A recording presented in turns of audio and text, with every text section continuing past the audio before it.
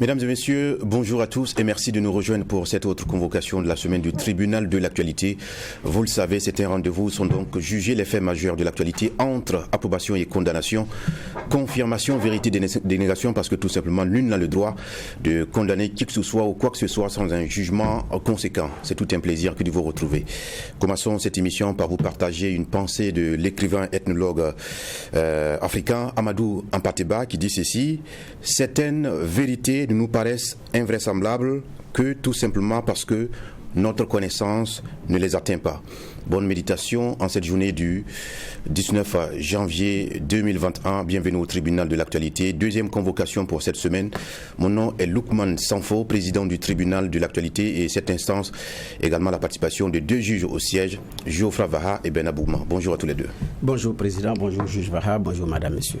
Bonjour juge Bouma, bonjour président, bonjour auditeurs et téléspectateurs.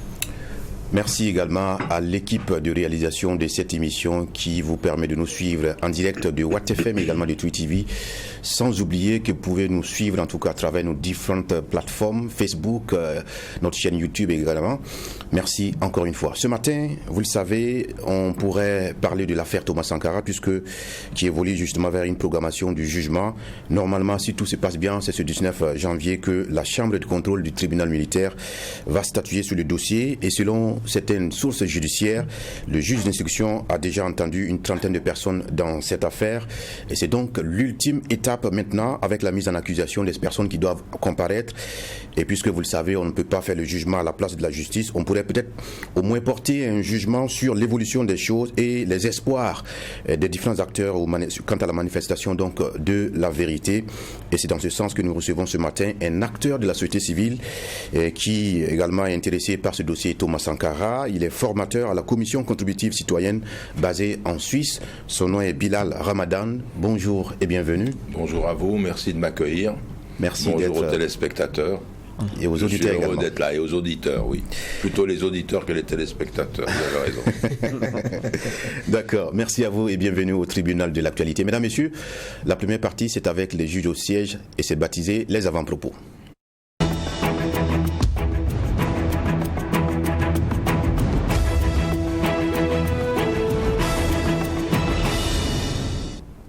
Ils ont donc la charge de nous partager leur regard sur l'évolution de l'actualité nationale et internationale en guise d'avant-propos. Commençons par donner la parole à Geoffra Vaha.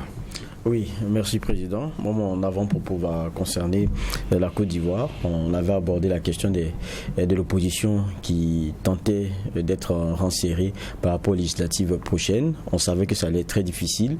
Il y a certains partis qui avaient été absents pendant longtemps du combat politique pour ce qui est de ces consultations-là. Je parle par exemple du FPI branche Gbagbo. Laurent qui revient donc sur la scène, mais il y a que ils avaient décidé d'aller en renserrer et de désigner par endroit un candidat unique, parce qu'ils savaient très bien que le camp d'en face, celui Ouattara, est celui qui est bien positionné et depuis près de 10 ans ils ont une machine qui est bien huilée et ça sera difficile de les déstabiliser si dans le camp de l'opposition il n'y a pas une union, il n'y a pas un bloc derrière un candidat dans chaque région. Mais à la vérité, c'est que les dissensions commencent à se faire entendre. Déjà mercredi, c'est la fin du dépôt des candidatures et on se rend compte que il y en a beaucoup de petits partis déjà qui décident qu'ils ne vont pas y aller. Et quand on prend le cas du mouvement de Kibafori, Guillaume Soro, eux, ils ont dit très clairement qu'ils ne vont pas à ces législatives là, alors qu'ils ont quand même des députés sortants. Et il y a beaucoup de ces petits partis qui disent qu'aujourd'hui, ils ne lisent pas bien dans la posture de l'opposition de façon générale, parce que pour eux, quand on a refusé d'aller à une présidentielle, quand on a refusé de reconnaître la victoire de Alassane Dramane Ouattara, on ne peut pas décider comme ça de go d'aller à des législatives alors que rien n'a vraiment changé. Alors qu'il y a aussi un camp PDCI, FPI, version avec les fondamentalistes pro-Gbagbo et dans une certaine mesure aussi ceux de la branche Afin-Guessan qui avaient décidé d'aller à un regroupement. Mais même au sein de ce nouveau regroupement, il y a des problèmes puisqu'il y a le camp Afin-Guessan qui soupçonne celui PDCI et pro-Gbagbo de faire des arrangements pour des désignations de candidatures en les laissant un peu sur le bas-côté. Donc, on est dans cette situation-là aujourd'hui. On se demande est-ce qu'ils pourront parler un même langage, étant entendu que la machine Alassane, elle broie tout sur son passage. Et elle s'est arrangée aussi pour avoir à compétir dans un genre de confort. Parce que tous les autres candidats possibles, même tous les partis d'opposition en face, ils ont vu leur figue de proue avoir maille à partir avec la justice pour des raisons qui sont aussi diverses que variées. C'est dans ce contexte-là que se fera les législatives en Côte d'Ivoire, une date que la plupart des partis ont trouvé trop proche pour ne pas, je parle des partis de l'opposition, trop proche pour ne pas leur permettre d'arrondir un certain nombre d'angles, mais c'est dans ce contexte-là qu'ils vont y aller et on sent que Alassane aussi va encore écraser, il va écraser le camp d'en face et puis il aura le nombre de députés qu'on verra, mais ça m'étonnerait qu'il ne sorte pas avec une grosse majorité, une majorité écrasante. Nous suivrons justement l'évolution des choses pour avoir la claire lecture de la chose.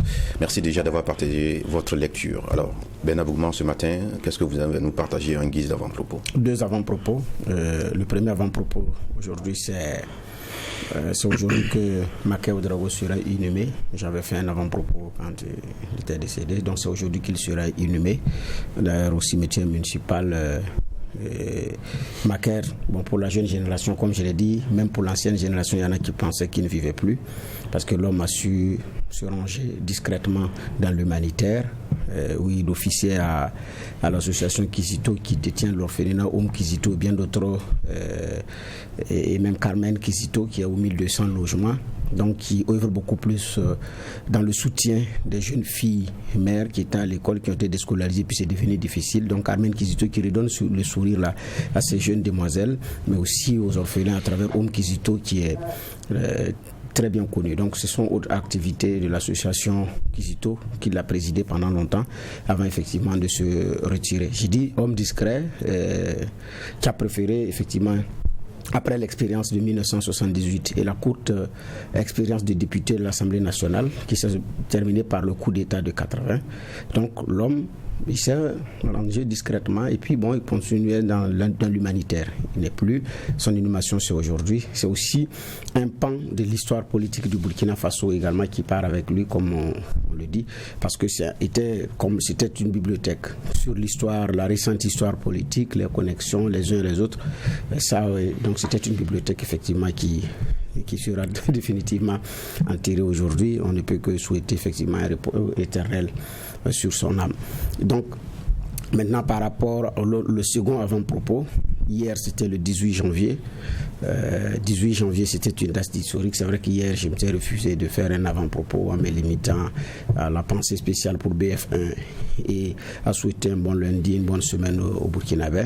Mais c'était une date historique quand même. J'ai dit historique dans la mesure où c'était la grande marche de l'opposition qui avait accueilli les tout premiers démissionnaires venus du parti de Blaise Compaoré, avec en son temps Roch-Marc Christian Kaboré et ses camarades qui avaient été accueillis sous ovation à la place de la Nation, rebaptisée pour la circonstance place de la Révolution. En son temps aussi, il y avait une image qui avait fait le tour de la toile. C'était le visage très dur, sans sourire, de Simon Compaoré, qui a croisé les mains, qui regarde et qui refuse également de monter dans le véhicule qui convoyait les leaders des partis politiques, parce que non, le président du parti, Roch-Marc Christian Kaboré, dès lors que lui, il n'y rentre pas, mais qui a su effectivement se faire remarquer dans cette foule immense-là. Donc ce jour-là, on se rappelle également que le Larlé Naba avait dansé le reggae et il avait plu. C'était en janvier, effectivement, il avait plu. C'est que des souvenirs qui avaient marqué aussi la récente histoire politique, parce que la lutte de l'opposition également venait de prendre un autre virage qui va se solder par les 30-31 octobre 2014. Donc c'était juste un rappel historique des faits, mais aussi de comment est-ce que les événements récents se sont déroulés. Et 7 ans après, celui qui a été à la tête de ceux qui ont chassé Blaise, à la tête d'un ministère qui doit travailler également pour son retour. Donc l'histoire fait que les gens à un moment donné se séparent pour se retrouver. Mais est-ce que ça va marcher? Là maintenant ça dépendra de tous les Burkinabés, ça ne dépendra pas seulement des acteurs politiques. D'accord. Merci donc à tous les deux pour ce regard sur l'actualité. Et également, merci de partager vos lectures sur ces évolutions. On va maintenant peut-être s'intéresser au dossier Thomas Sankara qui pourrait connaître son épilogue cette année, en cette année 2021. Tout est fin prêt en tout cas pour que le procès se tienne après 3 ans, sinon 33 ans voilà, de procédure interminable. Et la Chambre de contrôle du tribunal militaire va donc statuer aujourd'hui, 19 janvier, sur le dossier. Mais nous ne ferons pas le jugement, on va juste jeter un regard sur le suivi, les appréciations des différents acteurs sur l'évolution du dossier. Et ce matin, nous nous entretenons avec Bilal Ramadan. Encore une fois, bienvenue au tribunal de l'actualité au Burkina Faso. Merci. Alors, votre nom m'intrigue, Bilal Ramadan. Bilal Ramadan, je suis d'origine égyptienne. Ok. Donc, je vis en Suisse depuis 1958. Donc, j'ai la nationalité suisse. Donc, je suis beaucoup plus âgé que vous tous, je pense. Et, vous êtes le frère à Tariq Ramadan? Absolument. Nous sommes 5 garçons, une fille. Ah. Donc, Tariq Ramadan est mon petit frère. Donc comme ça les choses sont posées. Okay. Et en fait j'ai enseigné pendant 40 ans la philosophie et les sciences humaines en Suisse. Et puis je suis retraité de l'enseignement. Et en fait j'ai plusieurs associations où nous avons des projets de développement au Kenya, à Madagascar, au Burkina. Et en fait je suis venu au Burkina dans le cadre d'une association que j'ai créée en 1984 qui s'appelle JATUR, Jeunes Associés Temporairement à une Région.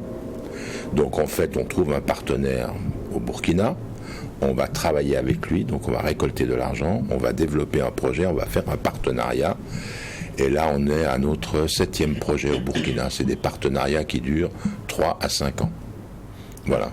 C'est assez intéressant. Voilà. On croirait que vous n'êtes pas, en tout cas, un habitué du continent africain, et pourtant, à travers vos activités... Mais je suis africain. Oui. Bon, sauf que la famille Ramadan est plus connue de l'autre côté que sur le continent africain. Oui, si vous voulez. Si vous voulez, mais je pense que c'est pas tellement ce qui est important. Ce qui est important, c'est les relations que vous avez et ce que vous en faites. Moi, être reconnu, c'est une chose, mais le plus important, c'est ce que vous faites concrètement.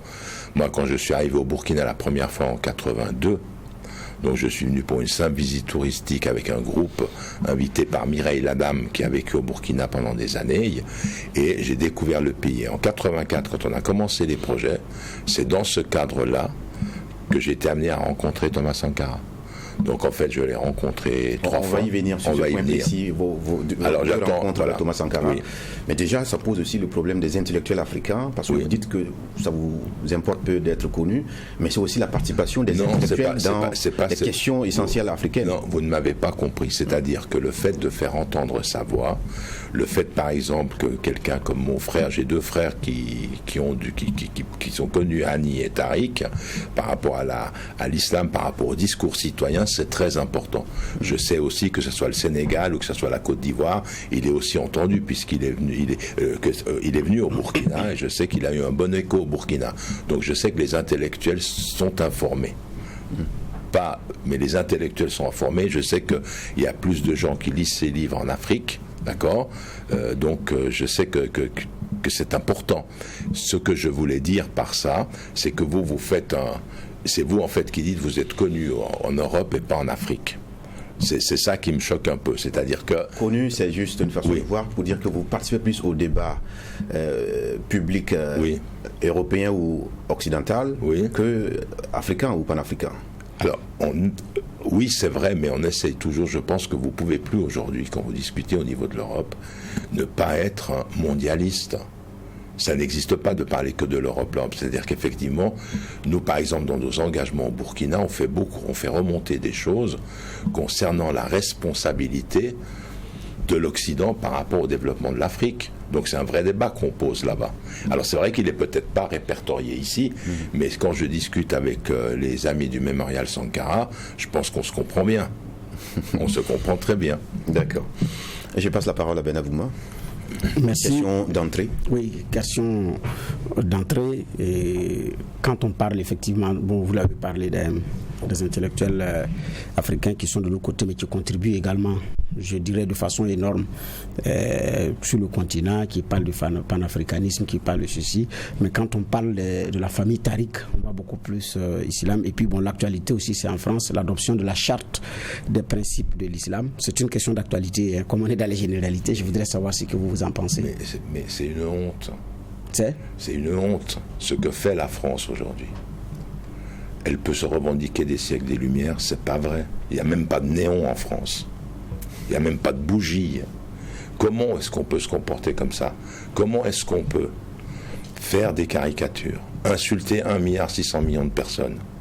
Quand je dis insulter, votre liberté ne vous donne pas le droit de tout faire, c'est pas vrai. Votre liberté, elle est conditionnée au respect de l'intime de l'autre.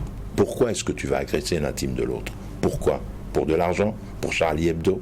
Moi, je suis contre tous les attentats terroristes. Toute forme de violence, c'est à prohiber. Et en tant que musulman, c'est non. Ça n'existe pas. Donc, toutes ces terreurs qu'il y a en Afrique et tout ça, je m'oppose à tout ça. En revanche, quand quelqu'un comme un président est capable de dire qu'il soutient les caricatures, là, il commet une erreur grave en tant que président. On n'a pas le droit. Et après, le problème qu'il y a en France, c'est qu'on veut absolument assimiler l'islam. Non, l'islam n'a pas à être assimilé. Quand en Suisse, on a une commission contributive citoyenne, ça veut dire quoi? Ça veut dire que moi, musulman en Suisse, vivant en Suisse, respectant les lois, ne me demandez pas d'être assimilé. Je suis suisse. Comme la majorité des musulmans français sont français. Demandez-moi de contribuer à rendre cette société meilleure pour tous. Mais si je contribue à rendre cette société meilleure pour tous, et que de plus en plus de Français disent ils sont bien les musulmans, ils ont une éthique, ils ont de la morale, et qu'en France les gens se convertissent, beaucoup, pourquoi vous freinez ça? Vous avez peur de la liberté que vous revendiquez? La liberté ne peut pas être à sens unique. Donc quand on fait cette charte, vous vous rendez compte, c'est pire que dans les dictatures des pays musulmans, hein, que je vous prenne l'Égypte. Mais ce sont les dirigeants du Conseil français du culte musulman qui l'ont adopté. Ces dirigeants ont été nommés par Sarkozy. Si vous demandez quelle est leur réalité sur le terrain, ce qui est vrai, c'est que personne ne les suit. Quand vous avez le CCIF, le Comité contre l'islamophobie, qui décide de se dissoudre parce qu'il sait que Macron va le faire fermer avec Darmanin. Quand vous avez Charity, l'association Charity, ils ont gagné leurs 3 procès. On les a dissous quand même, on a bloqué leur argent. En fait, on est en train de mener une lutte contre tous ceux qui défendent les musulmans devant la justice et qui gagnent. Parce que les CCIF, chaque fois qu'ils vont au tribunal, ils gagnent. Il fait condamner Zemmour. Pourquoi on veut qu'ils se taisent? On dit, alors d'abord, vous vous rendez compte des mots qu'on a dit? Séparationnisme. Les séparatismes, pour pas dire ségrégationnisme. Les mots qu'on est en train d'inventer à la française, là, mais c'est une vraie tarte à la crème. Vous avez des lois, vous avez les droits d'être entendu, vous avez le droit et la liberté de parler. Pourquoi, quand votre parole est intelligente, et là je pense notamment à mon frère, vous faites tout pour le faire taire? C'est ça la question qui est en France. Quand la parole est intelligente, qu'elle dénonce, et si vous voulez, puisqu'on est dans une mission du tribunal, qu'elle met en accusation le fonctionnement de la société française et des banlieues et des injustices et de la ségrégation au niveau des Noirs, il n'y a que les Juifs qui vont bien en France. Même si maintenant ils nous font croire qu'il y a des attentats terroristes. Mais le CRIF a plus de pouvoir que n'importe qui en France. Donc ce que j'essaie de dire, attention, moi je ne peux pas partager les positions du gouvernement français. C'est pas possible. Et je crois que n'importe qui respecte les droits fondamentaux, vous pouvez faire signer n'importe qui.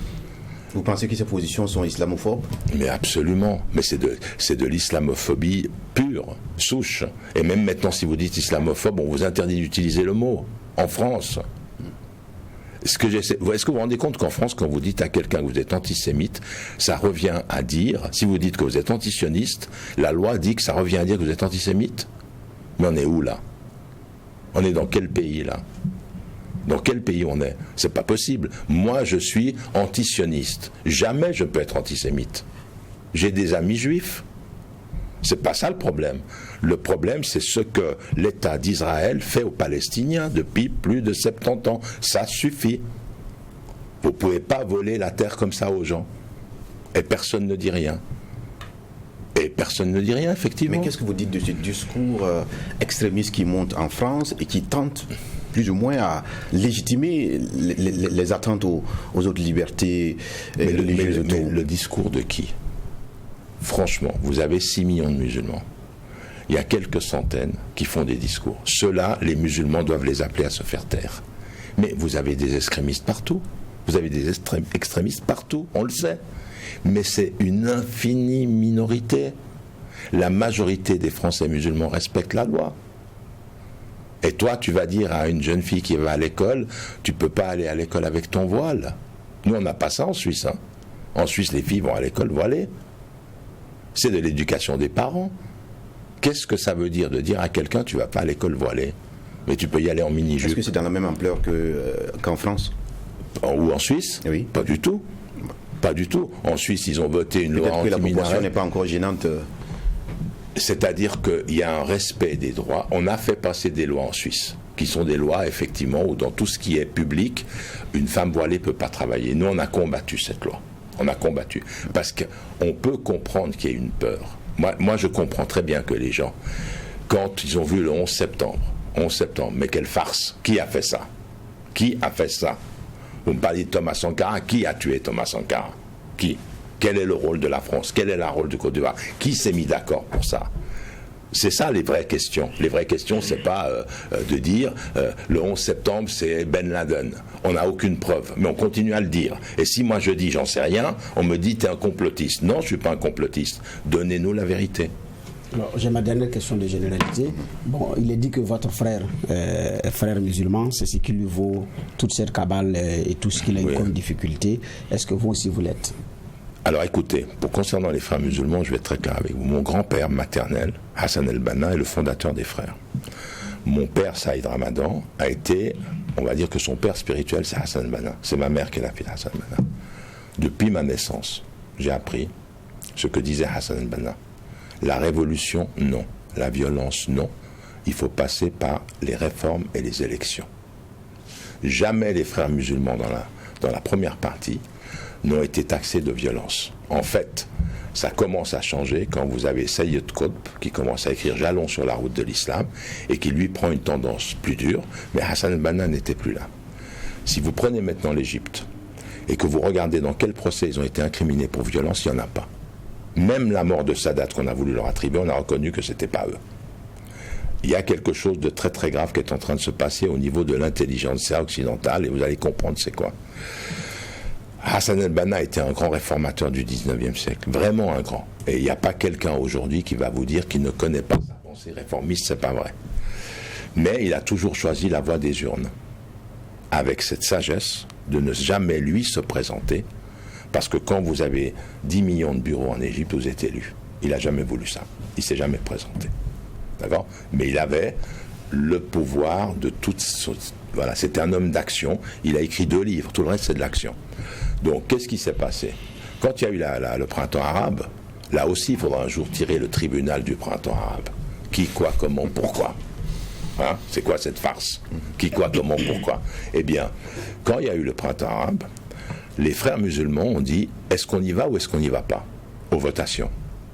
Le comité des frères, ça a passé à une voix. Il y en a qui n'étaient pas pour aller, il y en a qui étaient. Et ils sont allés. Et quand ils sont allés aux votations, ce qui s'est passé, c'est que tout le siège qui s'est passé, ceux qui l'ont soutenu, qui l'ont porté, qui l'ont ravitaillé, c'est les frères, parce que c'était les mieux organisés. Et en fait, 3 candidats des frères se sont présentés. 3.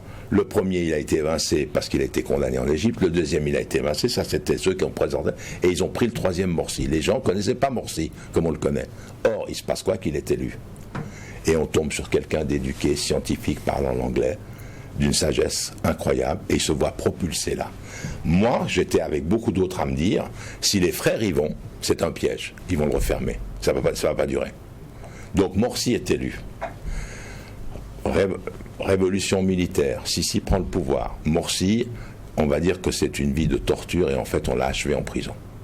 D'accord? Qu'a dit Morsi quand il a été arrêté dans une vidéo une demi-heure avant? Il dit, n'oubliez jamais que je suis votre président élu. N'oubliez jamais que durant mon mandat, il n'y a pas eu de prisonniers politiques et surtout, ne prenez jamais les armes, ni contre le peuple, ni contre l'armée. C'est ce qu'il dit, et il sait qu'il va être arrêté. Et ce Sisi-là, qui fait un coup d'état militaire, qui enferme 80 000 frères qui envoient des spiders pour les tuer dans la rue pendant qu'ils manifestent, avec des techniques simples. Vous avez les gens qui sont positionnés, des hommes passent, déposent un sac par terre, et on sait que c'est celui-là qu'on doit abattre. Moi, j'ai perdu 2 cousins comme ça. Et ils les abattent. Cet homme-là, il est reçu par Macron, et lui vend d'abord des avions. Pour libérer Moubarak, l'Arabie Saoudite offre 5 milliards de dollars à l'Égypte. Vous vous rendez compte ? Et Macron le reçoit. Macron qui dit « Je suis l'ami de toutes les démocraties qui élisent leur gouvernement ». Mais le pire, c'est que Macron lui donne la Légion d'honneur le soir en catémini, il n'y a pas de télévision. Et on apprend ça par la télévision égyptienne, où on lui fait les honneurs. Et 2 intellectuels, dont un Sénégalais que vous connaissez, l'a rendu. Il a dit, je la rends si c'est comme ça. Un journaliste qui a reçu l'a rendu. C'est quoi cette honte? Vous la donnez à n'importe qui. Et Macron l'a fait en catimini. Alors je reviens à votre question. Moi, je ne suis pas frère parce que je n'ai pas porté allégeance. Je vais être très clair avec vous. Hani, mon frère, qui est interdit de rentrer en France, il est frère. Et lui, il a porté allégeance. Tariq n'est pas frère. Ah oui. Il n'est pas frère. Il n'a jamais. Non, pas, il le dit. Je ne suis pas frère. Je suis un intellectuel musulman qui réfléchit à la situation des musulmans. Mais il n'a pas fait allégeance aux frères. Pourquoi on lui dit qu'il est frère? Je vais vous expliquer pourquoi. Parce qu'une idée est en train de passer en Europe où la base de tout le terrorisme, c'est eux. Si vous lisez les intellectuels français, si vous lisez ce qu'ont commencé à dire, vous savez, toutes ces cliques d'intellectuels qui ont décidé, excusez-moi, mais je vais être très clair, de soutenir Israël. Et pour soutenir Israël, il faut démonter l'opposition musulmane, parce que c'est la seule qui s'oppose à elle. Est-ce qu'ils vont arriver à détrôner Erdogan? Ils ont essayé de lui faire un coup d'État. Mais pourquoi ils n'arrivent pas? Parce qu'Erdogan, il a tout un peuple derrière lui. Et Erdogan, quand il dit à Macron, après sa déclaration sur les caricatures, va te faire soigner, on sait très bien ce qu'il lui dit. En tant que président, tu ne peux pas dire ça. La Libye, moi, je vais aller défendre le gouvernement légitime de la Libye contre toi. Donc, il n'est pas frère. Mais pourquoi on dit ça? Parce qu'il y a toute une intelligence. Alors, je vous les passe. Les Bernard-Henri Lévy, les Brunner, tous les intellectuels français qui ont commencé à écrire des livres, ils ont dit, à partir de l'Égypte, le mouvement des frères s'est étendu sur le monde, et c'est un mouvement extrême. Alors que l'Égypte a prouvé, avec ses votations, qu'il ne l'est pas, puisqu'ils n'appellent pas à la violence. Donc, on veut interdire, si vous voulez, la pensée, ce qu'ils appellent frériste, parce qu'elle leur fait peur. Et puis je suis désolé, moi quand j'étais jeune, je vais être honnête avec vous, j'aimais pas les frères. Je disais à mon père, moi je les aime pas, ils sont trop pour moi dogmatiques. Mais la nouvelle génération, elle l'est pas. La nouvelle génération, c'est des gens comme vous, instruits, qui savent dire on peut respecter les lois, on peut vivre dans la laïcité, pas besoin de faire un gouvernement musulman, mais si moi je suis musulman et que je veux pratiquer mon islam, et mon éthique me dit l'intérêt c'est haram, je réfléchis sur l'intérêt. Si on me dit l'alcool c'est haram, si on me dit qu'il faut plus de justice, vous savez, l'islam est une chaîne, le premier maillon est la prière, le dernier est la justice. Je peux, moi, dans mon éthique, réfléchir sans pour autant dire que musulman, parce que je pense, et c'est ça ce qui va déranger beaucoup de monde, c'est qu'un musulman peut défendre les valeurs de justice, de respect, du vivre ensemble, sans dire je le fais à cause de ma foi. D'accord. Voilà qui est bien dit. Excusez-moi d'avoir été un peu long, mais il fallait être clair. Fondamental qui mérite clairement une émission à part entière. On aura l'occasion d'y revenir si un de ces jours vous êtes de retour au Burkina Faso. Tout à fait. Alors, Geoffroy Vara, je vous passe la parole. Bon, comme on est encore dans les généralités, je vais avoir une seule question parce qu'on est carrément à la demi. Exactement. Mais quand on reçoit un ramadan, forcément, on se pose la question. Il y a beaucoup de questions parce que c'est quand même une famille qui, au niveau de la France, a occuper la scène pour beaucoup d'affaires. Vous avez parlé de votre frère Hani. On sait qu'en 2017, si ma mémoire est bonne, il avait été expulsé. Il a été accusé des viols. Il a eu ses avoirs gelés pour 6 mois. En gros. Non, attendez, vous faites des confusions. D'accord. Commençons par Hani. J'ai dit Hani. J'ai pas dit Tariq. Il n'a pas été accusé de viol, Hani. D'accord. Non, Hani, lui, il a été accusé de mise en danger de la sécurité de l'État par ses discours. D'accord. C'est pour ça qu'on l'a interdit. Parce qu'il est prédicateur. Il donnait des conférences, il tournait, on l'a dit, voilà, les propos mettent en danger, alors qu'ils ne mettent pas en danger la Suisse, mais ils mettent en danger la France. Vous interprétez comme vous voulez. Ça, c'est... Ensuite, on a dit, pour montrer que c'était un terroriste dangereux, qu'on avait bloqué tous ses avoirs. Lui, il a répondu, dans la presse, et par message, il a répondu « C'est bien qu'il m'ait bloqué mes avoirs en France parce que j'en ai jamais eu. » D'accord ? Et jusqu'à maintenant, ils ne veulent pas qu'il rentre en France. Il a fait recours, il a tout déposé, ils font traîner. Donc j'ai un frère qui ne peut pas rentrer, puis j'ai un frère qui ne peut pas sortir. Tariq ne peut pas rentrer, Hani ne peut pas sortir. Non, Tariq ne peut pas sortir et Hani ne peut pas rentrer. Il peut pas rentrer. Et quand on écoute souvent les Français, peut-être qu'ils ont leur façon de voir les choses. Ils disent, quand ils parlent de Hani, voilà quelqu'un qui est des frères musulmans, qui veut faire appliquer la charia. Ils ont leur façon de voir la charia. Et ils disent qu'il est pour la lapidation des femmes pour adultère. En tout cas, c'est la caricature qui est faite. Et quand on prend le cas de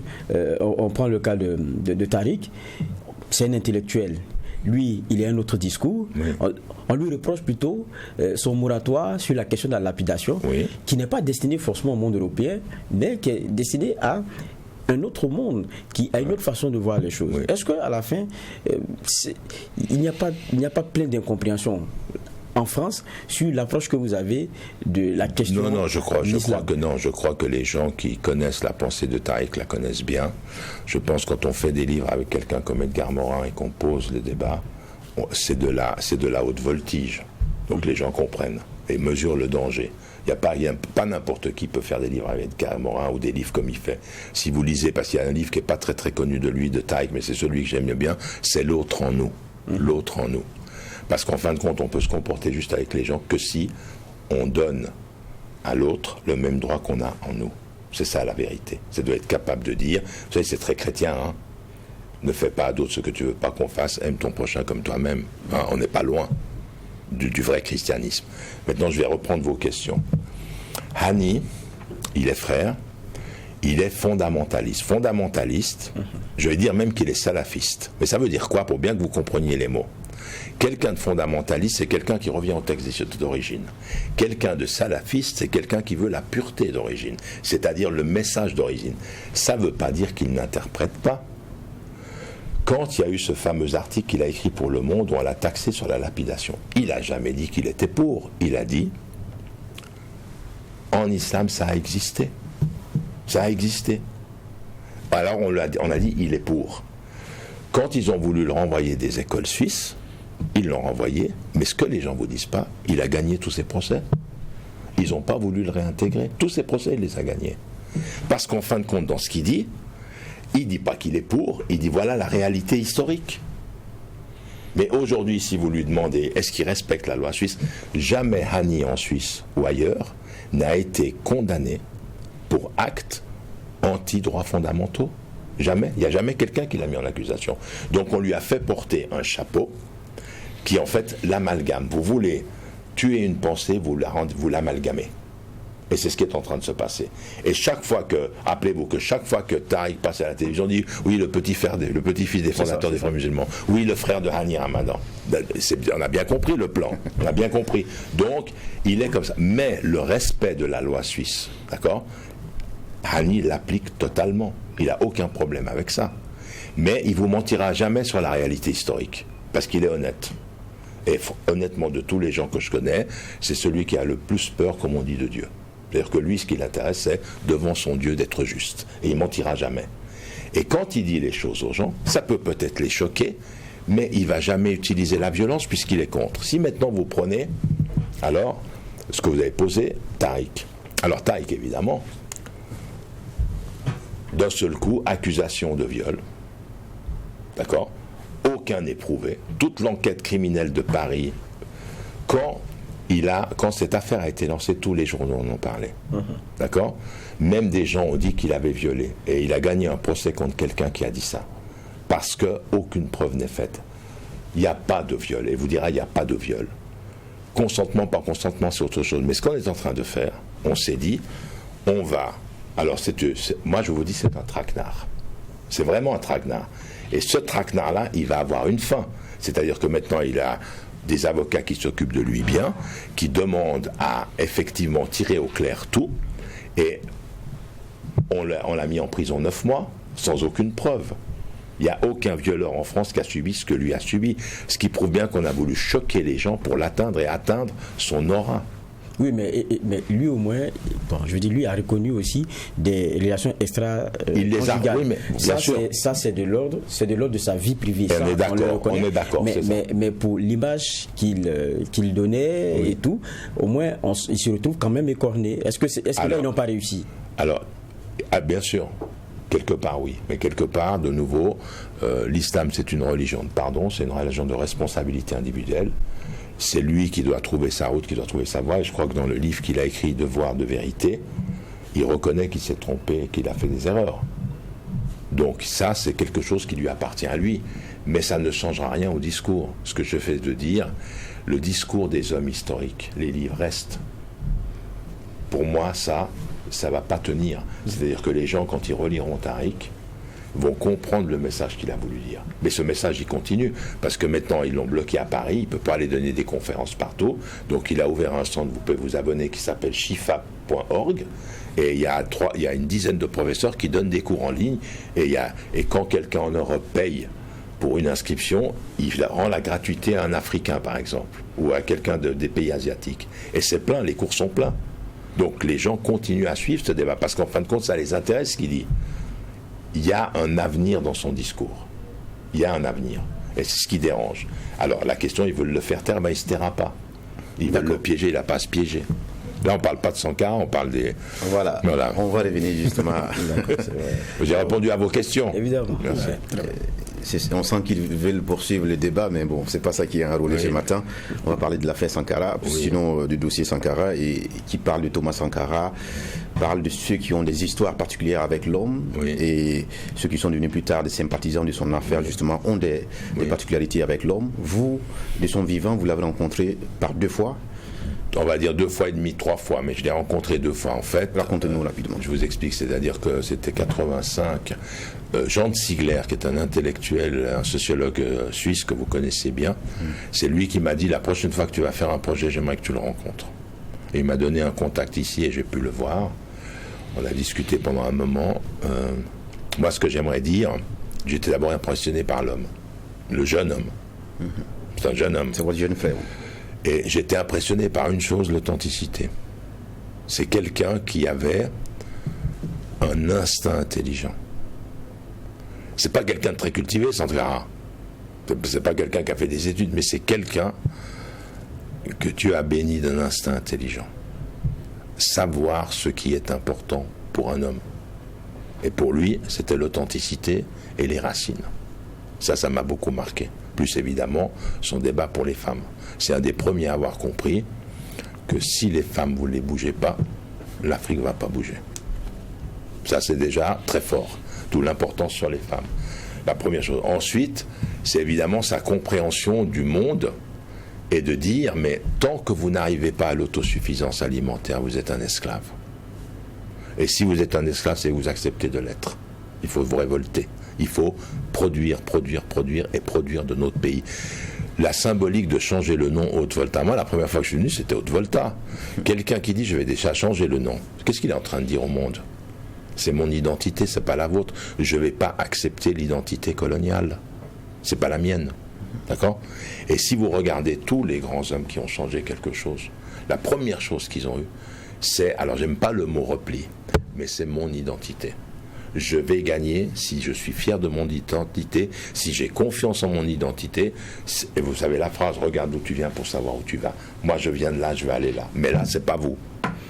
D'accord ? Donc j'ai été frappé par ça. Ensuite, j'ai été frappé par sa position qui, pour moi, est la position qui l'a tué. C'est par rapport à la dette. Un chef d'État qui est capable de dire pour l'Union africaine, je ne vais pas payer la dette, et qui dit aux Occidentaux, vous avez joué et vous avez perdu, il est très fort. C'est ça qu'il leur a dit. Et il a demandé aux autres États de l'aider, de faire comme lui. Ils ne l'ont pas suivi. Et là, quelque part, ils ont trahi tous les Africains. Parce que ce qu'il était en train de leur dire, ils nous ont mis là. Ils nous tiennent là. Ils nous tiennent là avec notre argent. Ils tiennent là. Non, c'est fini. Pourquoi vous avez joué ? Mais c'est comme quand vous faites des affaires. Ça veut dire que tout un continent, vous allez le soumettre par la dette. C'est pas possible. Et puis la dette qui va durer 1000 ans. Regardez aujourd'hui, quels sont les pays les plus endettés du monde ? C'est l'Occident. Les États-Unis. Qui les tient là, eux? Les États-Unis, Trump peut faire toutes les galipettes qu'il veut, bon, jusqu'à demain. Il peut faire toutes les galipettes. La moitié de sa dette, c'est les Chinois qui la tiennent. Donc il peut insulter les Chinois. Attends, tu me dois des sous. Ah oui. D'accord? C'est ça la vérité. Donc moi j'ai été frappé par cette volonté de dire la liberté, elle va dépendre de qui on est, de ce qu'on veut, de se limiter et de vouloir l'essentiel et pas le superflu. Et puis surtout, il avait ce discours simple que tout le monde comprend, et il avait quelque chose, je pense, qui faisait que les gens l'aimaient beaucoup, c'est un charisme très fort.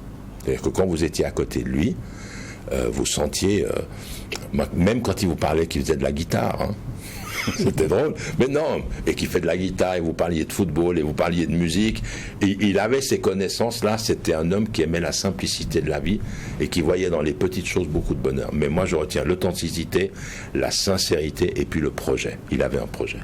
C'est ce projet qui a dérangé. Tu as été malheureusement interrompu. Mais pourquoi il a dérangé? Il a dérangé parce que ce projet, c'est comme une goutte d'huile. Ça s'étend. C'est-à-dire que le projet qu'il avait, il n'y a aucun Africain qui ne pouvait pas l'entendre. Aucun. Parce que tout le monde, quand il entendait, il dit cet homme a raison. Et c'était interdit, quand tu sors de l'époque coloniale, d'avoir raison contre le monde occidental. C'est ça qui faisait peur. Ils ont peur, si on le laisse aller, il va faire l'effet de millions. Si le Burkina réussit, les pays vont bouger autour. On ne peut pas se permettre. Et puis alors, si en plus ils ne veulent pas payer la dette, eh ben c'est fini. On est tous. Qu'est-ce qu'on fait avec l'Afrique?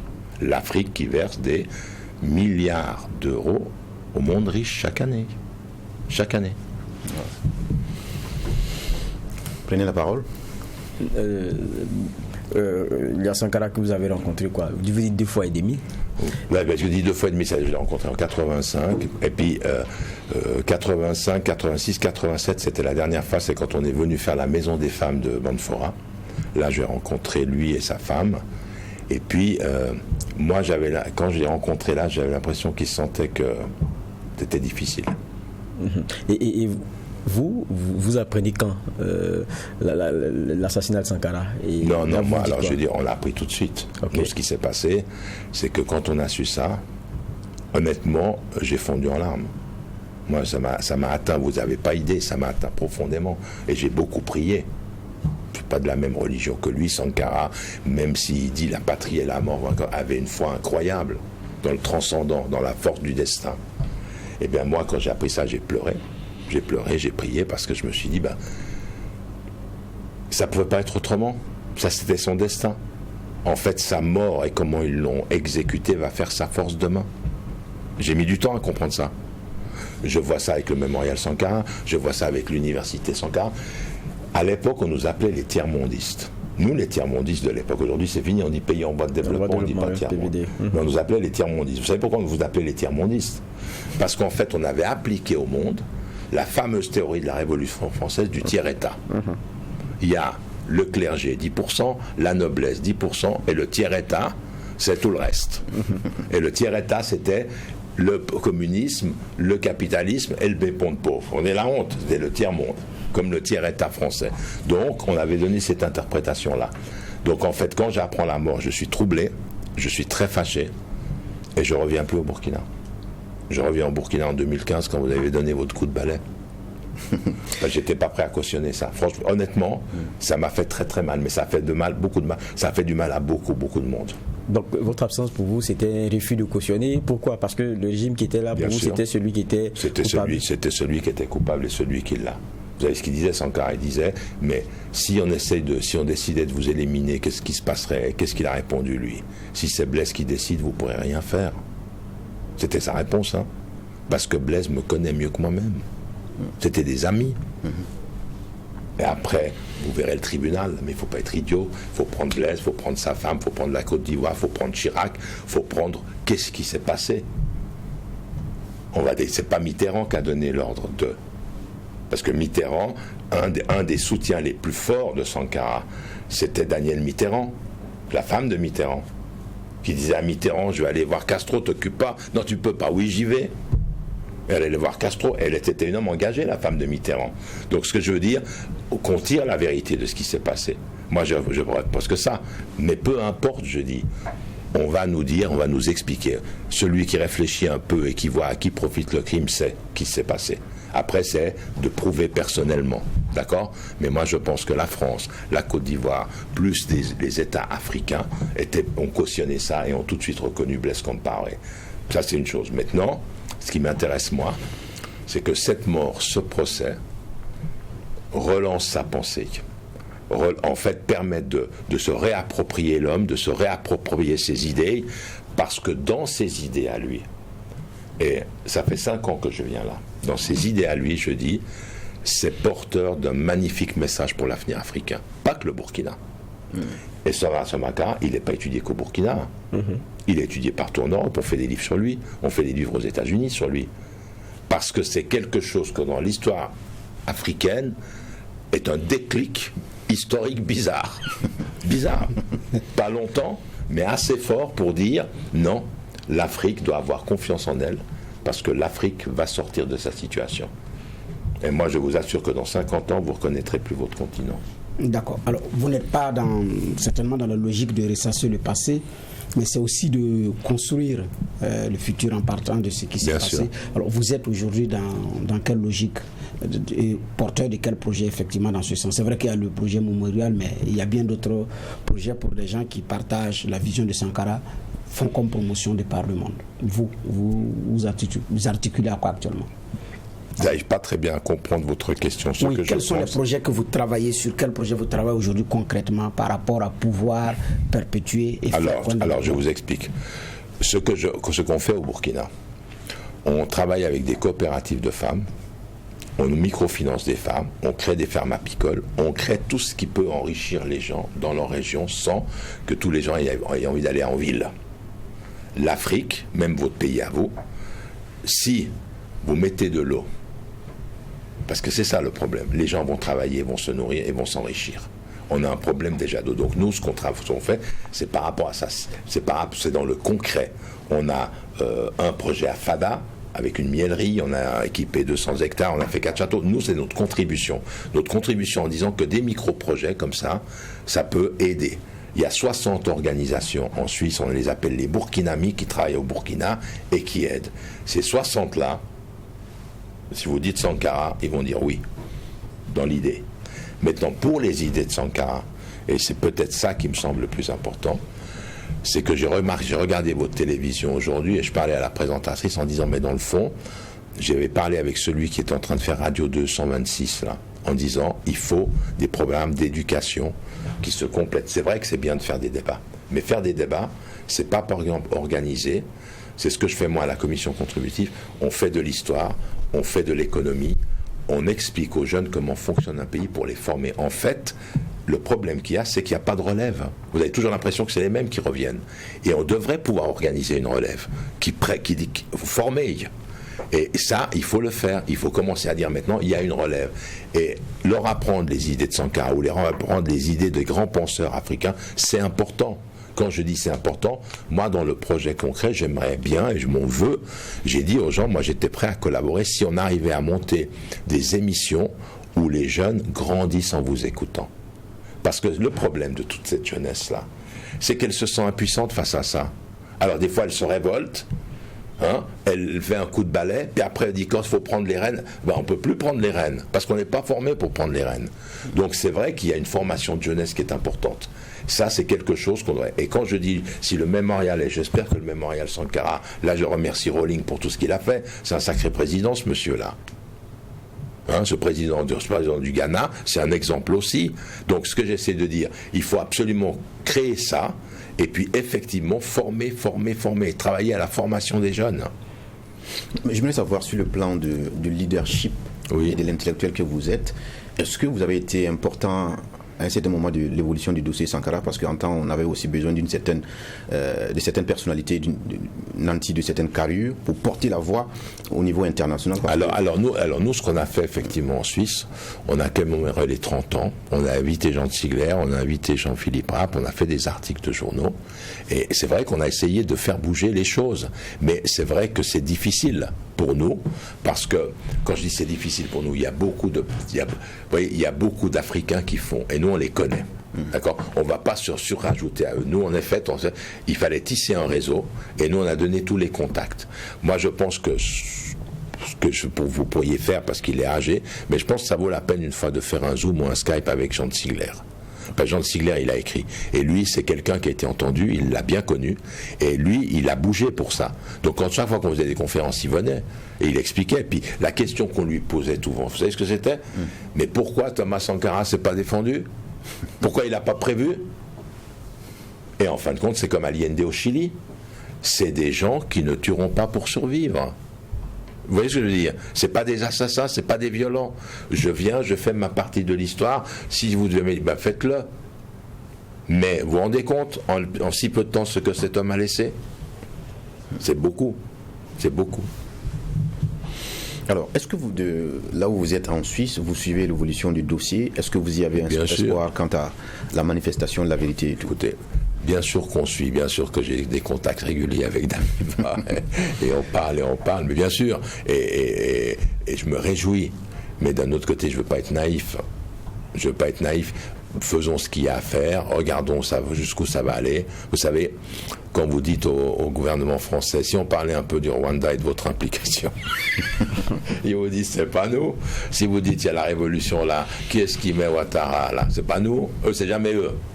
D'accord ? Donc qu'est-ce que vous voulez faire ?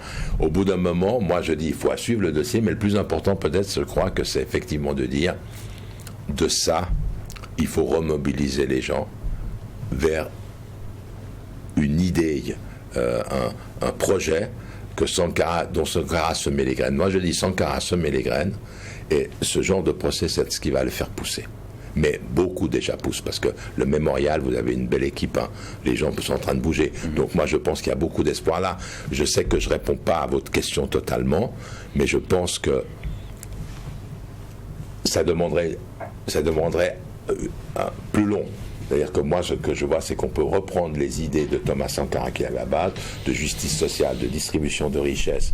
Thomas Sankara serait absolument pour l'énergie solaire, serait pour l'environnement. Toutes ces idées-là qui, quelque part, lui défendaient, c'est ça qu'il faut mettre en avant. Mais pour moi, le souci au Burkina, c'est autre chose. Si j'ai le temps, je vous en parle.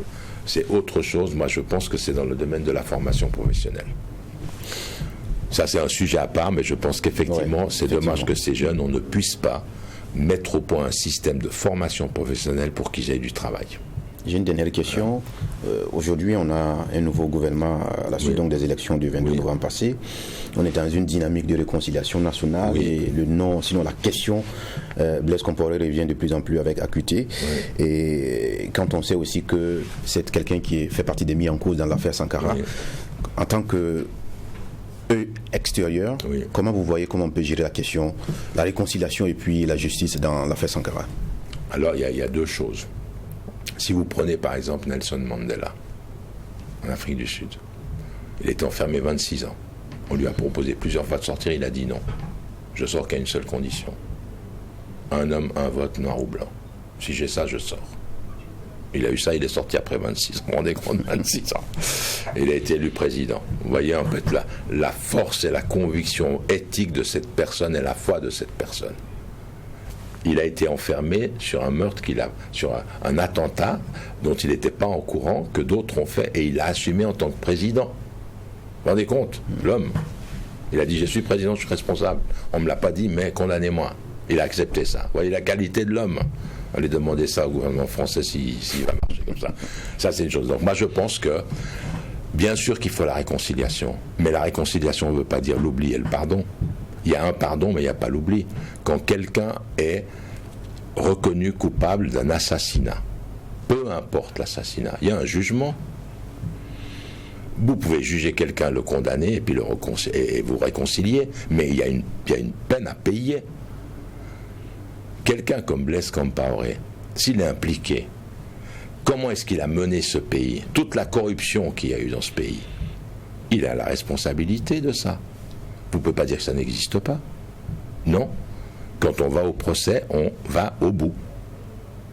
Après, si les gens estiment que la réconciliation nationale est plus importante que les guerres, c'est une décision. Ça revient au peuple. Mais condamner quelqu'un, c'est comme quand vous condamnez quelqu'un, puis au bout d'un moment, vous dites je gracie. Mais la condamnation, il faut aller au bout. Après, il faut voir ce qu'il y a à faire. D'un autre côté, Blaise Compaoré, depuis qu'il est en Côte d'Ivoire, quels sont ses liens avec les djihadistes qui tournent autour du Burkina? Mais qu'est-ce que ça veut dire, ça? Vous avez des suspicions? Bien sûr, déstabiliser le pays. Je me pose la question. Si je pose la question, je ne veux pas accuser, mais je veux dire comment se fait-il que cet homme-là n'a jamais rien eu, et puis après, puis les gens prétendent ça. Donc tout ça, c'est des choses qu'il faut vérifier. Moi, je ne peux pas le faire, mais les intellectuels chez nous disent c'est pas clair.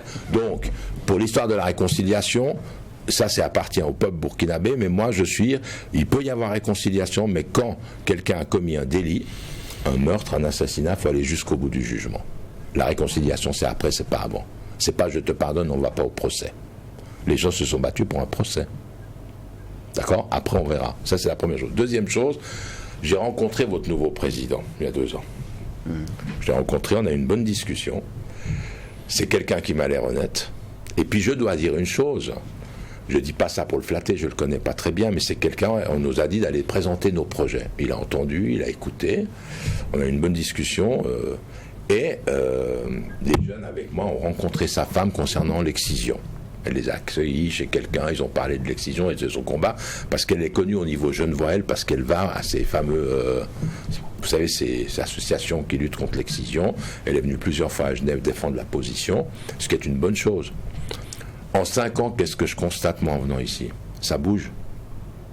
Moi, je vous dis honnêtement, j'ai dit, je vois dans la rue, je vois en promenant que le pays est en train de bouger. On voit très bien qu'il y a la route, la santé, d'accord? Les choses sont en train de changer, mais on peut en faire beaucoup plus. Et j'ai pas à juger le président, je sais pas si c'est lui, si je sais pas que c'est pas lui, mais je pense qu'effectivement, le Burkina est en train de bouger. D'accord. Vous n'êtes pas d'accord avec moi, visiblement. C'est le regard du Suisse de l'intellectuel. Oui. Merci d'être passé nous entretenir. Malheureusement, le temps s'est épuisé. Mais je vous remercie. On aura l'occasion pour une prochaine fois justement de revenir sur d'autres pans, puisque vous avez certainement... Il n'y a pas de souci. Oui. On parlera de développement sûrement. Oui. Voilà. C'était Bilal Ramadan, donc formateur à la commission contributive citoyenne basée en Suisse. Merci d'être passé nous entretenir et merci à tous ceux qui nous ont suivis.